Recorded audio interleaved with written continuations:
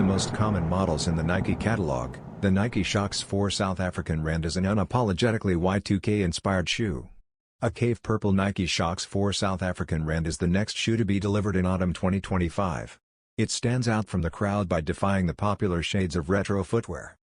In fact, the Shox R4 replaces the collar, underfoot pistons, and a contrast panel at the toe with grape sidewalls and jet black anchors on the outside, instead of the dominant combination of grays and silvers that we so commonly see in tech runners and vintage hoops.